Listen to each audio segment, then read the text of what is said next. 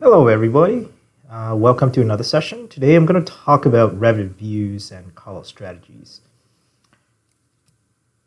Now, for today, I'm going to be discussing a couple things. One is discuss the view organization, how you name your views, um, what's your Callout strategies, and what's other alternatives, and a couple of tips and tricks. Now, when you organize your views, there's a couple of ways you can do it. You could either do it based on the default Revit setup, which is organized by view type, or what you could do is that you could create your own parameters where you set your own methods. In most cases, most office would do their own. So basically, they would create their own parameters, and then they would just organize based on the view set, and sometimes they could do it by phase. It really depends. In most cases, this is how we want to do it, is like, or we organize it, because sometimes we do not want to let Revit determine how certain views are organized. But at the same time, it could be useful if you leave it the way it is, because it's very simple to organize. Now, a couple things. So here I'm just basically going to mention the difference between the view types, the advantages and disadvantage. Now, the view types, what typically happens is that every time you create a section, elevations, etc., it usually goes by view type. So if whenever you create one, it automatically generates and organize it based on that. As for parameter, what tends to happen is that you can select the view and add your own text to it. Now, here are basically the two advantages and disadvantages. For a view type, whenever you create a view, it automatically generates and put it in the right place. For parameter types, it's easy customizable. You can put it in. And the nicest thing about it is that for parameter types, if you put it to a view, you could actually specify in a view template where a lot of this view is going to go. Now, the disadvantage of the view types is that it's going to be a lot of view type to manage. As I mentioned before, in this particular case, is that sometimes you have different versions for elevations. You notice that in this project, we have about several of them. And this could get really, really tricky to organize this. Imagine you are working a much larger project. You're going to have tons of different views, and it makes no sense to do it this way. For a small project, it's fine. So the disadvantage of the parameter types is that sometimes users don't put in those information correctly. So what tends to happen is that you always get this question mark right here. You always get that question mark. So what happens is that user tends to not organize this, and sometimes they say, "Oh, where's my view? My view just disappeared." So not much you can do. All right. In Revit, they usually have what's known as the source view. Now, what is source view? Source view is any view that is tied to, let's say, a level, for instance. So whenever you try to rename a level, what tends to happen is that it's going to pop up this message telling you, do you want to rename your corresponding views? Now, this is something that not a lot of people will talk about. People say, you know what? Oh, just override it. Just don't worry about it. But this is not very good strategy if you just let it slide. Most cases, the biggest challenge I have on people not identify source view is that every time when let's say you have a new user coming in and work on the project, they want to name something, like let's say a floor plan. It will prompt them this message, and most of the time they say yes. And what end up happening is that your levels, it's going to rename, let's say, overall level 2 or BMP level 2, blah, blah, blah, etc. And this becoming a major issue if you want to quality control and prevent user from accidentally doing that, then my recommendation is that you should always create all the source views and place it somewhere so that nobody can touch it. I work with several projects, large project, where this does happen on a constant basis.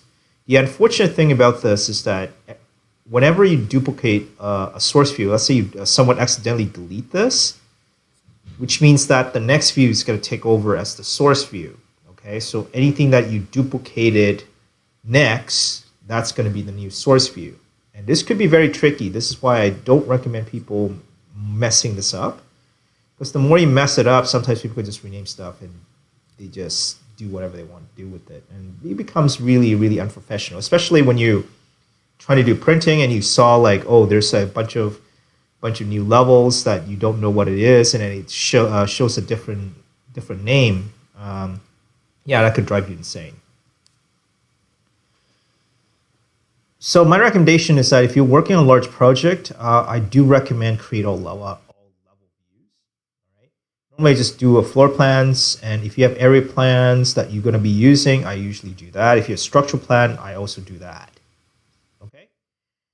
And the other thing that I use this for is that for me as a BIM manager, I would go in there and troubleshoot user's project. If let's say there's something issued, they don't know what's going on, I would usually use the source view as kind of like a way for me to kind of check on what's going on in the project.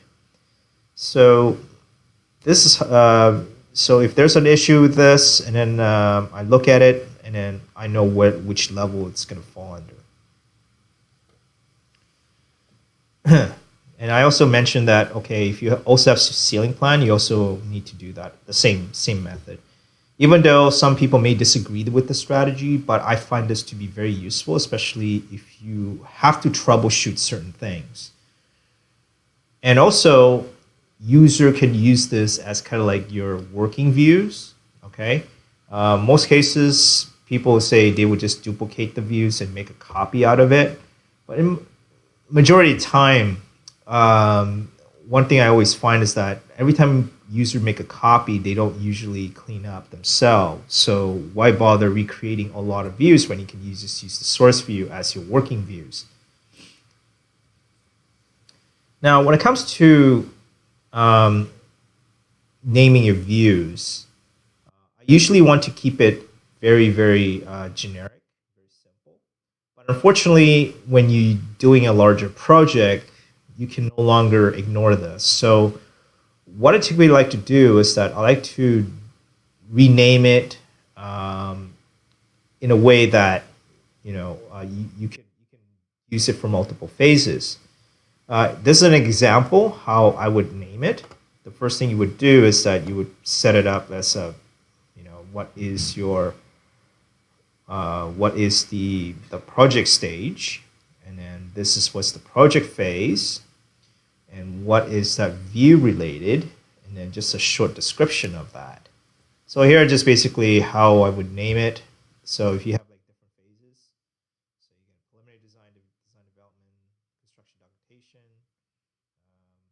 If you're doing construction, that's how I would do it. And in phase, you get the existing demo, new phase 1, phase 2, and then view type scale, overall partial core detail site. Now, I don't put in any scale to this because in our office, we do use metric and imperial. If you mention this is 1 to 100, and then let's say we have an office in US that's doing 1/8 inch plan, then you're gonna get confusion. So what I typically recommend is that if you have offices that use both metric and imperial, I would typically like to do it more like, okay, this is the overall view, okay? Which means that just one view that shows all the floor plan. Partial basically means that you basically have view that is split up into dependent views. And then the core itself, it's just the core, details, and site. Now, the reason why I would do this is because it keeps the plan as neat as possible so that you understand how certain things goes together. As for dependent views, I know that some users may not know how this works. So think of it as a large view, and then you want to basically split them up into a small little segment. So what this does is that the overall view can split up into little views. This is very useful if you have, like, let's say, CAD import and you want to do details. And what you have within the CAD import details is that you have basically all the details in one page, and then the dependent view is basically just going to crop into those details. Now, the benefit of this is that whenever you do a dimensions to, let's say, the parent view, all the other dependent views also get the same thing. So even if you're doing taggings, if you're doing detail lines, or do anything within that view, all of those dependent views is going to get the same thing. So this does help you if you want to manage large project. I always recommend using dependent views as much as possible. So you cut down the number of views that you have to manage. Callout views. Now, callout views is a kind of a special brand of views. Excuse me. Now, what happens is that whenever you create a callout view, it will automatically create what's known as whatever that view plus callout. Excuse me. This could be good and this could be a bad thing. It depends on how you want to use it. For smaller projects, I use callout views quite a bit. Excuse me. For a larger project, I would not recommend this method. The reason why is that if you place the callout view in one scale, let's say you have another plan, it will not show up in that particular view. So callouts are very sticky. So if you stick in one view, it's there permanently, so you can't move it. So in this diagram, I'm just basically showing I got two plans. One is a 1/4 inch scale, the other one 1/8. If I say user accidentally put a callout view in 1/8, which does happen quite a bit, the unfortunate thing is that you cannot move it to this, so you're basically stuck with this view. So it's kind of a reminder to people, like, if you're working big projects, don't do this method. Now, here I'm just going to give you kind of the callout independent views versus call this a reference to view. Here is the advantage and disadvantage. You will notice that callout as an independent view has more disadvantage than the callout as a reference view. I won't go through too deep into it, but you notice that I did mention before there is an issue with the callout views.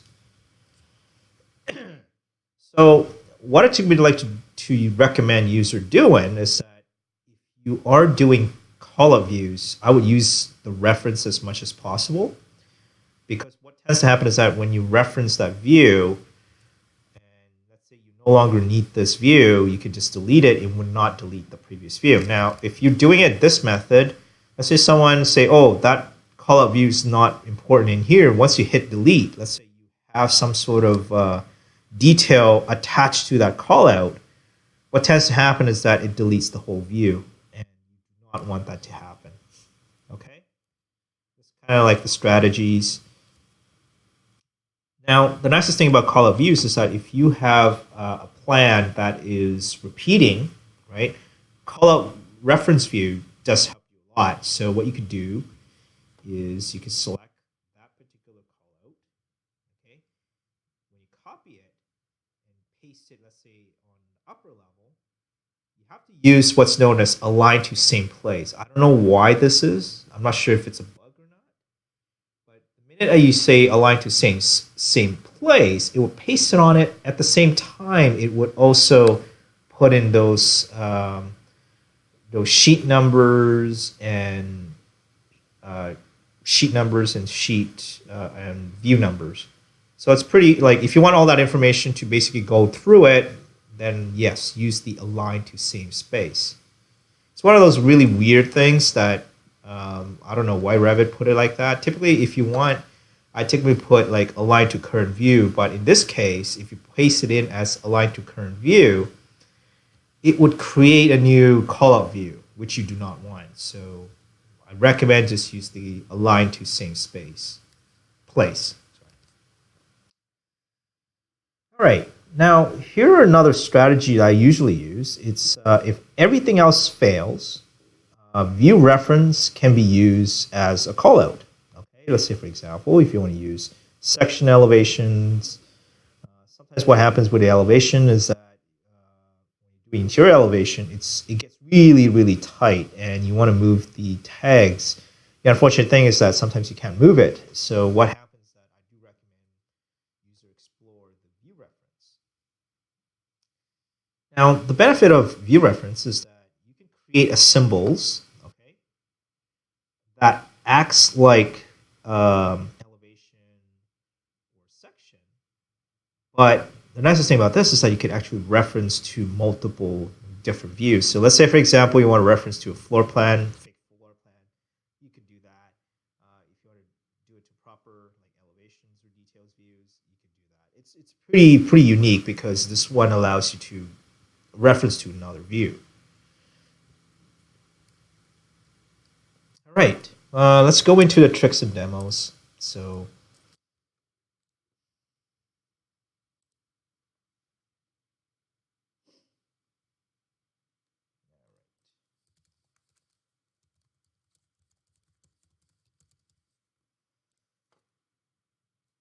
yeah, this is the nice thing about subscription is that if you are on a subscription, you can basically just log in anywhere. So you no longer acquire new licensing. The biggest issue is that each of those accounts are tied to your license. So if you are a CAD manager and someone leave on vacation and you want to do something, let's say change your username, that usernames get blocked out. That's the worst thing about having a subscription. The previous version, what happened is that this would not tie to anything. This would basically means that you can actually choose your username. Okay. In the previous, how I do it in my previous office is that I have one name myself, and then the other one is admin, right? So I could go in there, troubleshoot stuff. In this particular case, you're stuck with that username, so you cannot open the same model at different time. So enough of that. So let's go into one of the projects that I'm working on.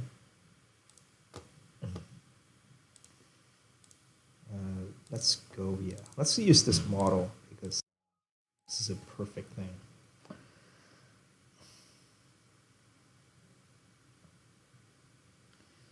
Now, in most cases, one thing I forgot to mention in this is that view naming, how I name this, let's say, for instance, this, makes a lot of sense, especially for scheduling. Because scheduling, one thing I forgot to mention is when you do scheduling, I would typically go and add another parameter called key. Okay? The reason why I would do that is because Revit has two distinguished schedule. One is the key schedule, the other one is just the regular schedule. If you don't put in the key, what happens is that user would think that that particular one, that schedule is just a regular schedule. And sometimes what tends to happen is that people modify them and think that they're modifying the schedule, but they're modifying the actual value of that key. And that can be very dangerous. So this is why I recommend if you are doing that in the schedule naming, remember to put in the word key. So enough of that. All right, so let's say this particular view, I'm going to go browser organization. Right now what I did is that I organize it by drawing type and subtype. Now what that means is that it allows user to basically customize the parameter. What it is that I add a parameter from here. I'm just going to show you how to do it. So let's say project parameter and then drawing type. So let's say this drawing type. So when I click on modify, what tends to happen is that I allow this to be part of the view and part of the sheets. Okay.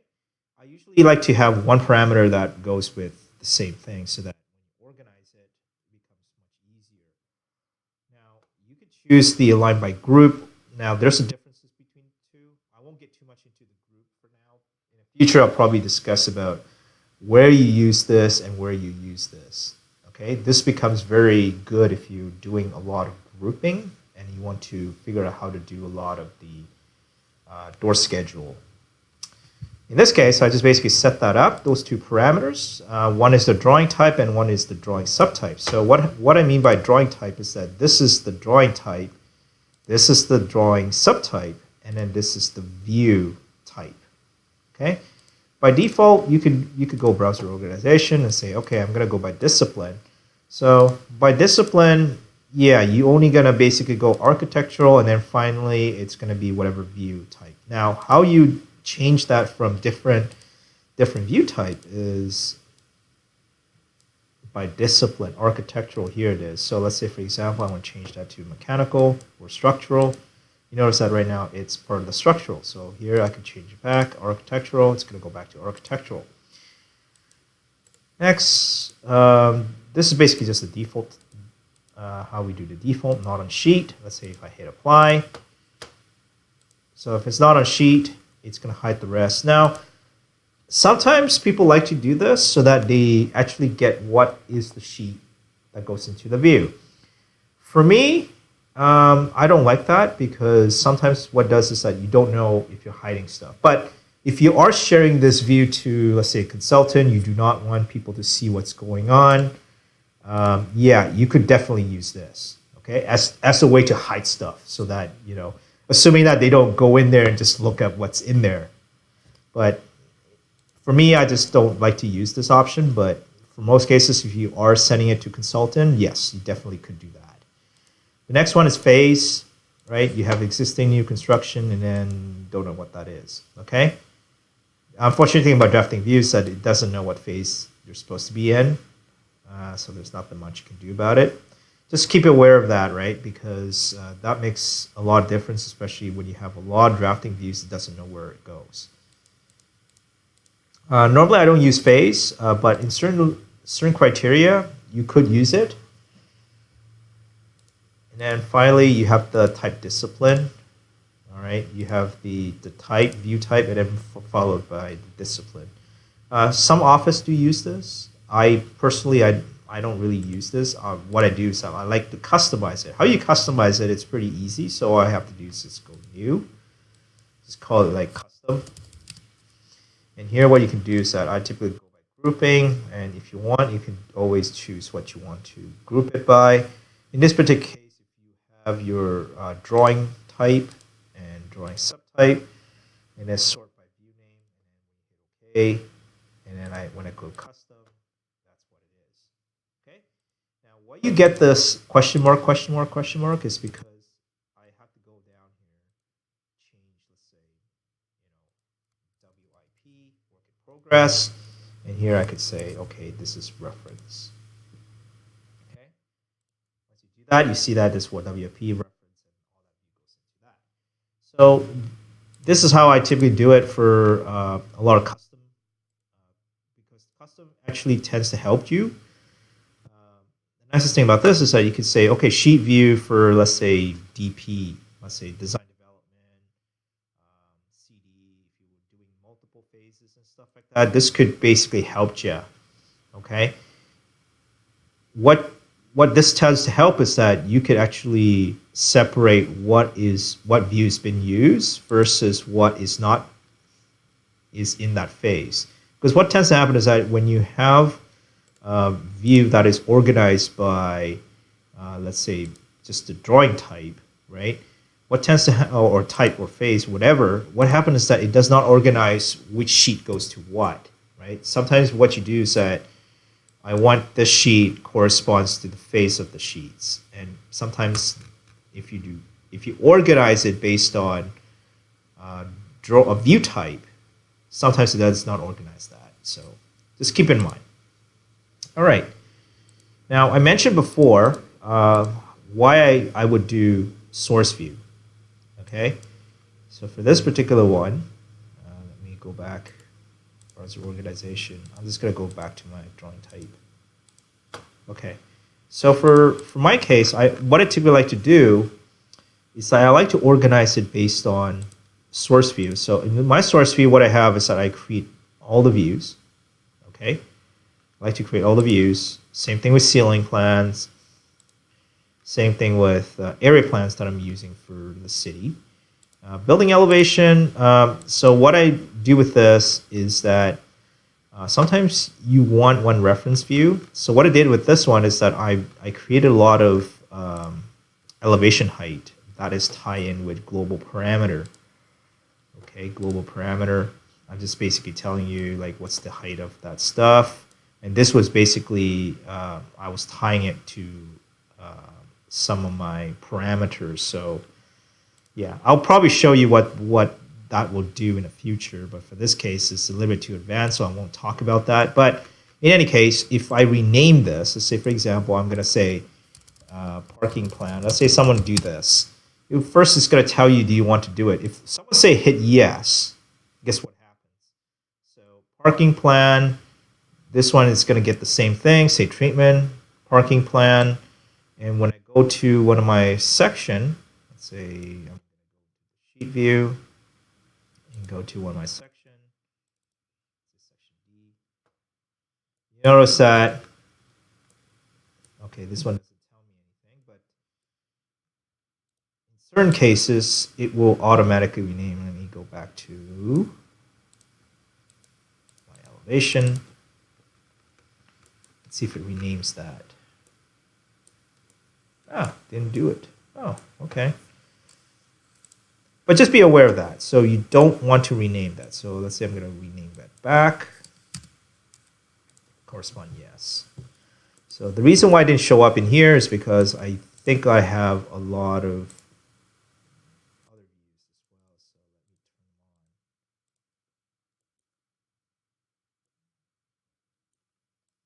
I have a lot of hiddens. Anyways, yeah, so just be aware. Let's say, for example, someone rename the parking plan. Let's say parking level is a perfect example, and say basement plan. Correspond yes. Yeah, sometimes people does that, and sometimes what people do is that 1/8 basement plan say yes. And what you end up getting is that you're getting this sort of information that is not relevant. Okay, so this is what I recommend is that if you have to do that, duplicate your views. Okay, you always like to do that because it helps you prevent people from renaming stuff. Okay, so this is why I created source view, because just to rename, like prevent people from renaming stuff, because sometimes people just do some really weird things to the model, and then they don't understand how certain things work, and then you go to elevation, just yeah, it doesn't do it. Now sometimes what people do is that, oh, I rename it and say, and then when you say no, okay, everything looks fine, right? That's fine. Well, why don't you just do that? Well, there's a couple of things. One is that if you go to, I had some weird experience with renaming levels. Okay, say for example, level 1. Sometimes what this will do is that it will show up weird, right? Let's say for example, I rename this.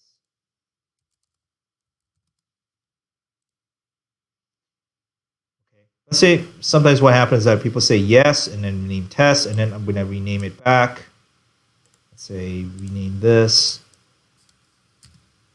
and when you say no, you know, this looks correct, but the unfortunate thing is that this guy right here, associate level, maybe renamed somewhere else. There's some weird things going on. This is why I recommend that you just create source view, nobody touches it, so that you don't get into this argument of like, oh, where's the source view, who renamed what. It just becomes a goose chase most often. So most of the time I just like leave it as it is, make sure that associate level, because you want to make sure that this thing is kept clean. Okay, because the minute that you have people renaming stuff, yeah, it just becomes really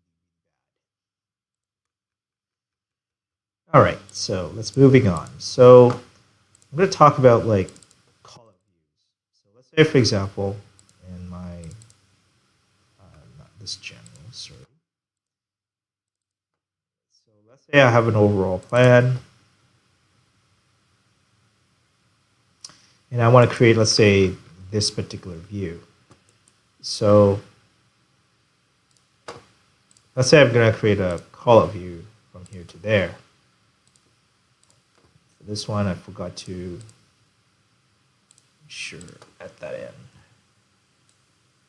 Now, what's going to happen is that it's going to create this its own separate thing, separate callout. Everything looks fine, hunky-dory, and stuff like that. Now, the biggest issue with this is that the minute I start deleting this, we tell you, do you want to delete it? You can say cancel or no. I would just go cancel.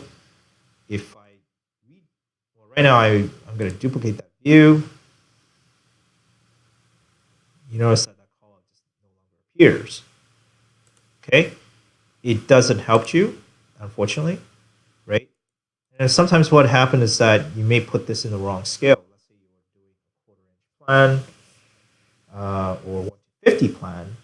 Sometimes this callout placed in the wrong location. It does happen a lot when you have junior guys putting in callouts that you're not supposed to. So you're basically stuck. There's nothing much you can do. You cannot delete anything. All right. So this is why I don't recommend people doing this sort of a method. The best method I would suggest people use is that when you do callout, you click on this reference, and you can say, okay, I want a reference to this particular view. Okay.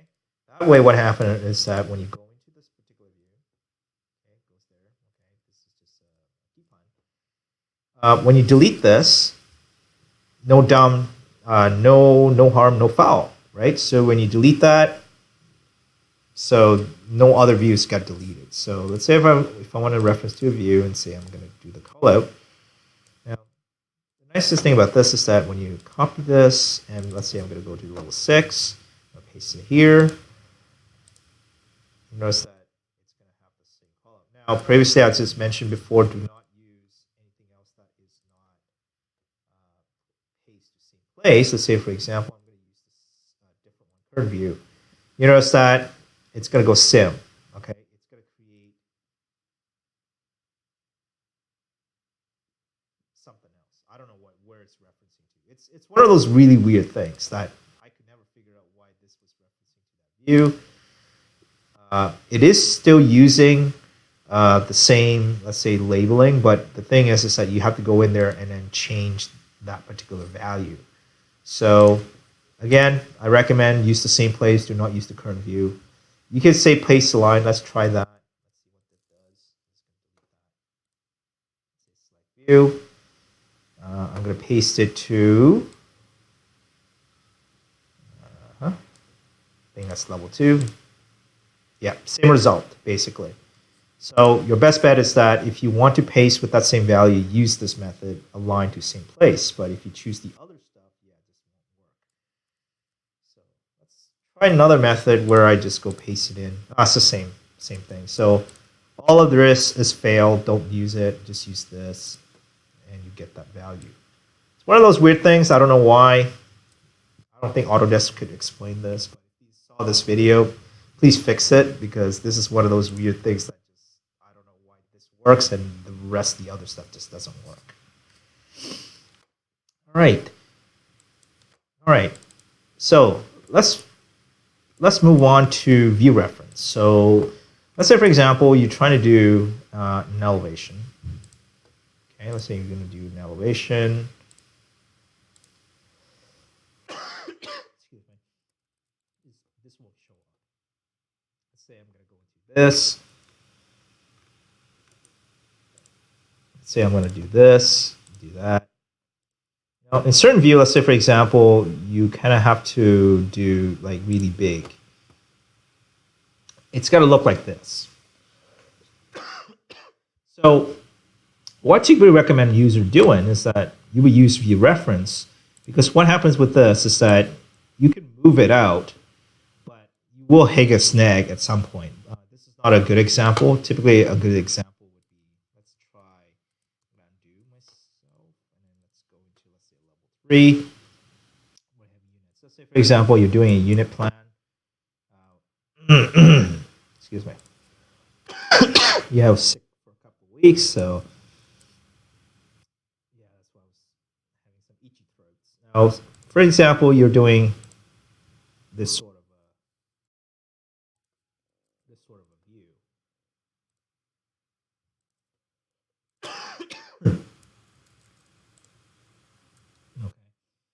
Now, sometimes what tends to happen is that you could move this around, right? In some cases, you can't really move this around, so you kind of have to hide it and then, use a dummy tag. What you could do is that rather than doing that, you can actually use a view reference. Now, for this one, I should load in my view reference.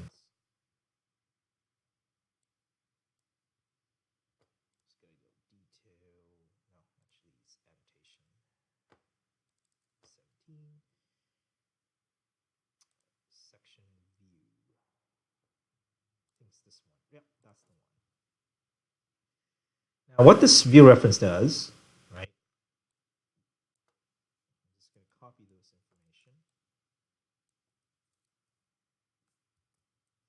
Now, the weird thing is that if you want to copy this from, let's say, one project to another, you just have to copy in this particular floor plan. So what I typically like to do is that before I do anything, if you want to copy those information into your plan, is that create a drafting view, call this like callout reference.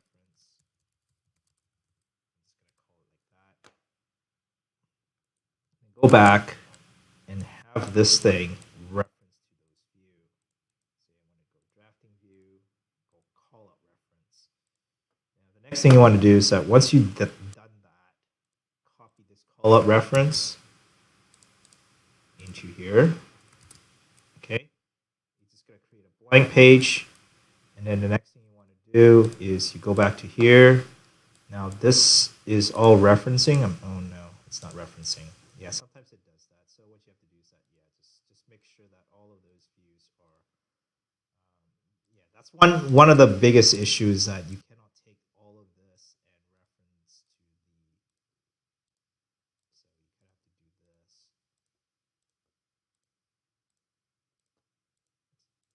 Okay. The same thing here. Just gonna build it in.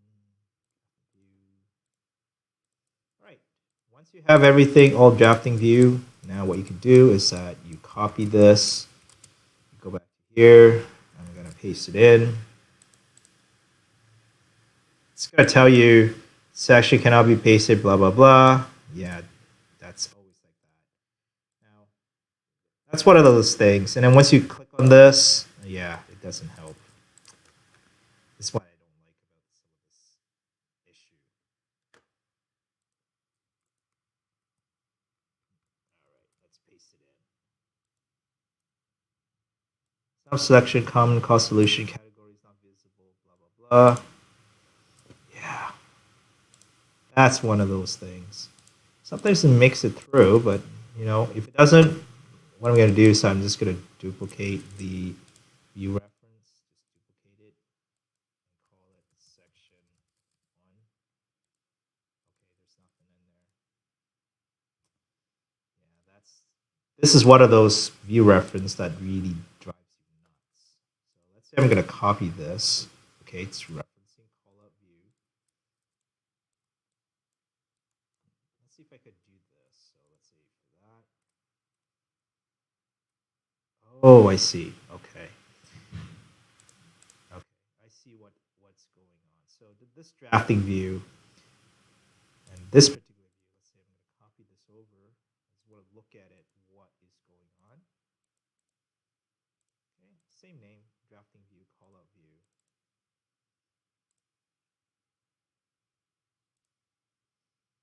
Yeah, sometimes I don't know what is going on. Okay, that's practically fine. Let me try one more time and see if it works. Okay.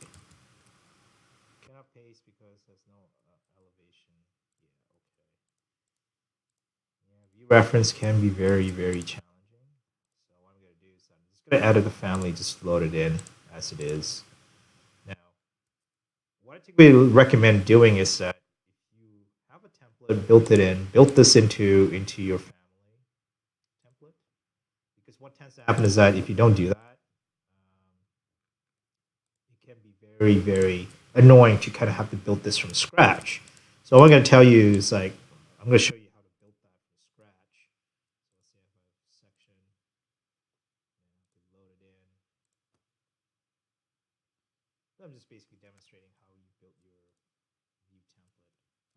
in this particular case, I'm going to go view template, duplicate it. Let's see if this is elevation. Okay. Within that, it tells you, okay, what do you want? Okay. So let's say this one, I want east elevation.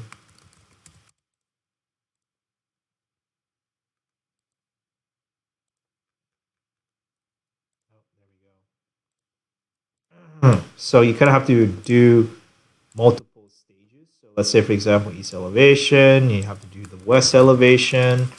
You kind of have to keep building it up because the unfortunate thing about this view reference is that it has to rely on, there we go, and north.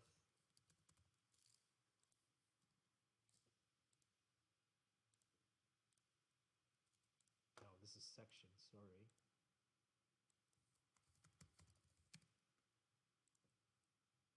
And I'm just going to keep duplicating. Let's see, north elevation.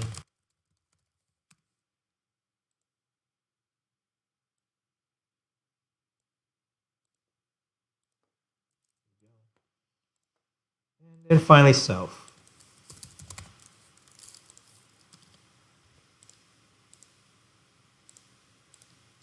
Okay, there we go. Just going to get rid of this view. So now, well, yeah, that's fine. So once you are in, let's say, levels, I'm going to go into this particular level. Okay.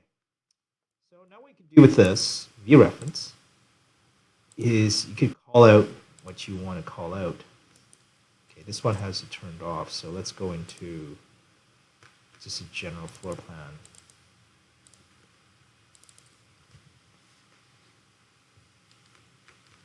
All right, so let's say, for example, you want to do an elevation here. What you can do is that you can go, I want this to be east elevation, and I want this to be south. Okay. The nice thing about this is that you can always reference to different views. So let's say, for example, I want this to be an elevation. I want to like do it like this elevation or that particular elevation. It's there. Now, that's the thing about this view reference is that you can actually go to that view. Okay, I always like this. There we go. So this is just an example that you can do. The nice thing about this is that you can actually move this around. Okay, you don't like if you're really tight crop wise, then this will help you. The nice thing about this is that if you have, let's say, duplicate, let's say this is a mirror of that, you can always mirror this.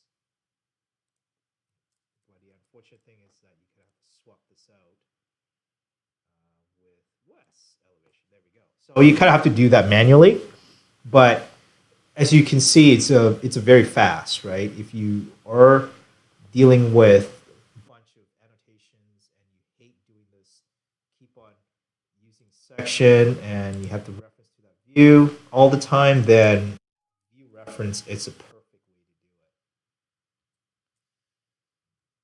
do it. All right. Now, the one trick that I should show people is that if you have AutoCAD file, let's say for example, I'm just going to show you. Now, what this does is that when you receive files from consultants, sometimes what tends to happen is that you want to crop off certain area you don't want to see. Now, this could be any user if you want to use AutoCAD or Revit. Now, what Revit would do is that Revit has this ability to crop certain things off from the drawing. From AutoCAD side, what user tends to do in the past is they use what's known as X-clipping. But the problem with X-clipping is that it only hides certain things, it just does not get rid of it. So what I'm going to do is I'm going to show you how you would use Revit View just to crop it so that you only get certain information out of this. So here's the tips and tricks. So first of all, you want to find an AutoCAD drawings. So hopefully I'll let this. I should close all that stuff. Okay, come on, AutoCAD.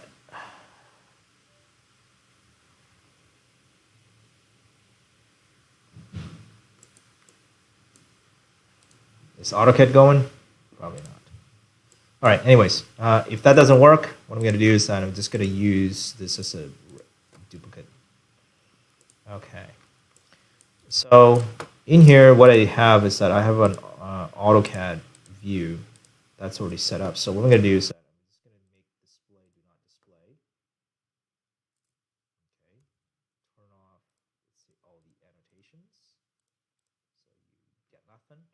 All right. Let's say, for example, I import an AutoCAD file and you only want this certain areas to show up. Okay. Let's say you receive a file like the rest of. Think of it as like you have a lot of junk that you don't need. You only want like this particular part. Okay. Sometimes what you have to do inside AutoCAD is that you have to go in there and just hit delete all of this. But there's a quicker way you can do it inside Revit that you don't have to do that. So how you do it is that it's pretty simple. You can go in here and just say, okay, I want to crop it to this region. Okay, this is the region I want to use. Okay, so I won't see it. Now you can also do zigzag. Okay, let's say for example I want to do zigzag and only show this portion of my drawing, DWG wise. Okay. Oops, I forgot to close it off. So what this does is that it allows you to basically say, okay, this is the crop I want to use. I don't want to see anything else. Excuse me. Now, next thing you want to do is that you can just go export. Okay, that's what I want. So next, I'm just going to go in here to say this is going to be level 1. Okay. Now within AutoCAD, what you're going to get.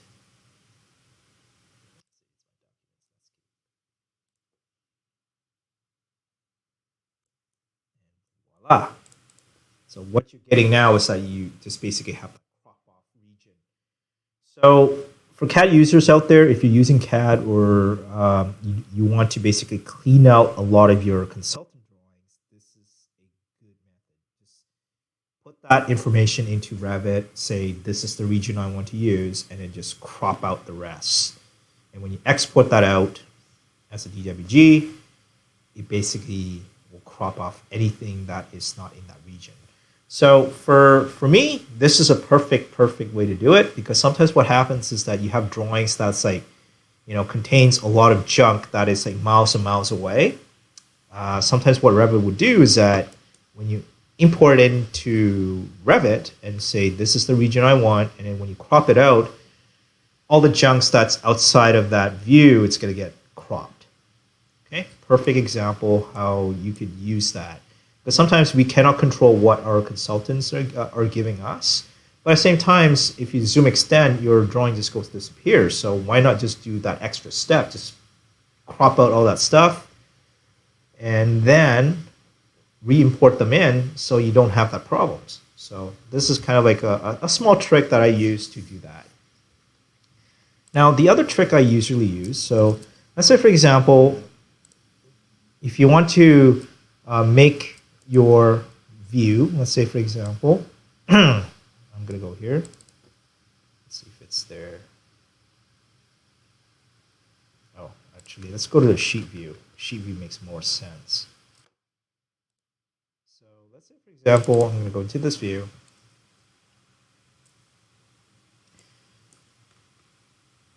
And you notice that the scale, it's 1 to 500, right? Let's pretend that you want to customize the scale to be something else. How would you do that?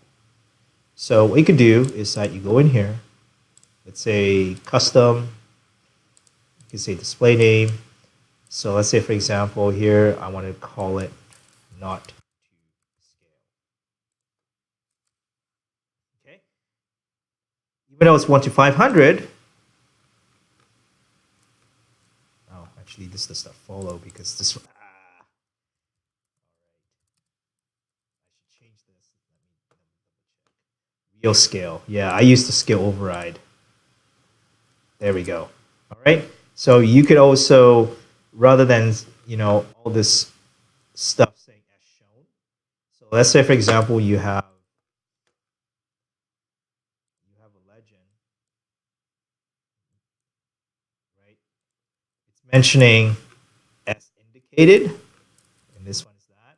So what I typically like to do in here is I like to display name not to scale. The minute you have the same name not to scale and not to scale, okay, maybe I should do this properly.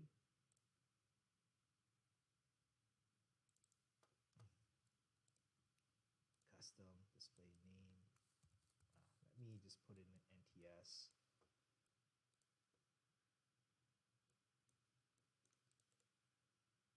And then contact view, custom display name NTS.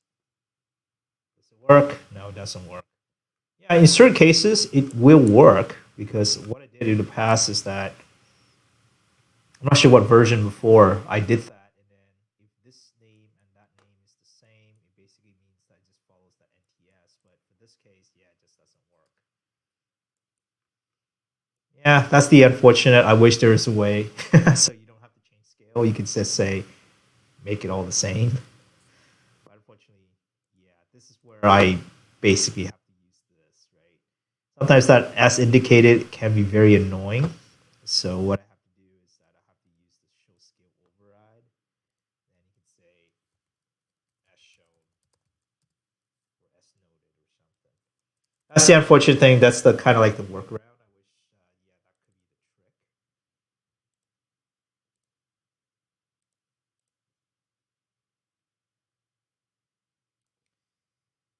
All right, so those are basically the views.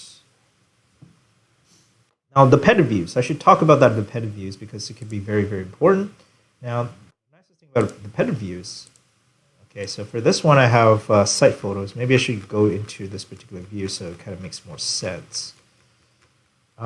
So let's example you have a, let's say a plan, right? So this is an image that I linked in from AutoCAD, and what happens is that within those views, I basically place all my details or all my boards into one singular file like that. So what you could do is that you want to crop into each of those zones. So I use floor plan a lot because the nice thing about floor plans is that you can actually crop it. So now I could do is that I could say, okay, duplicate is dependent. And here I could say, okay, just give it a name. Let's say, for example, I have to use this for Arch E1, for instance, like two different sizes of paper. Arch E1, massing area. I'm not a good speller, so just don't mind that. So what you can do is that you can just crop that region. Okay? Crop it to whatever you want. So let's say, for example, I'm just going to crop it to this image. Okay? What this allows you to do is that this becomes its own independent view. So when I double click on this, it has this view. When I double click on this, it has this view. So when you're doing CAD drawings, right? When you have like people that's working with CAD, this is a perfect legitimate way to do it, right? It's just you create one massive view, has all the other dependent views, and you just basically duplicate as a dependent, and then what you do is that you just crop into those. Okay, this is a perfect way if you are setting up a templates. You would do this, right? You would just say have all the dependent views, everything already set up, so that when you have the general details, they can all just basically just populate it inside a sheet. So that's a good way to do it if you want to start up with like a template for like, let's say, a working drawings. Yeah, that's perfectly how I would do it. Like if you have codes, if you have like, let's say, diagrams for, let's say, all your keynotings and all that stuff, then yeah, this is a perfect legitimate way to do it. All right, that concludes a couple of things, a couple of tips and tricks. Hopefully in the future I'll discuss more in detail how to use some of the stuff that I mentioned before. One of them is the global parameter, because global parameters, it can be very, very slick, right? So this is pretty good. If you don't know what global parameter is, it's just basically within project parameter, you have project parameter, you have share parameter, and you have global parameter. Global parameter is quite useful. I've kind of dealt with it, and then it becomes really, really good, especially if you want to referencing a lot of the key referencing node. This is a good way to do it. In any case, if you have any question, just send me a comments. Yeah, and hopefully you have a wonderful and you learned something today. Thanks.